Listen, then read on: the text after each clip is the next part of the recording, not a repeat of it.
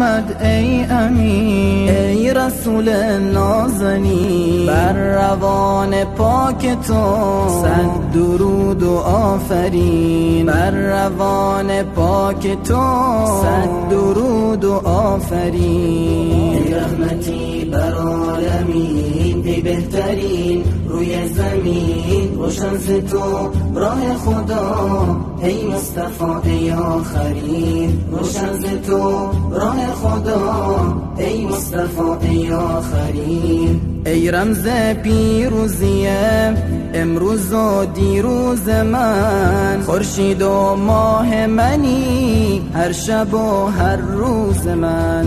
از تو میخوانم که دل از فراقت خون شده، گونه هایم ای رسول همتر و گلگون شده، همتر و گلگون.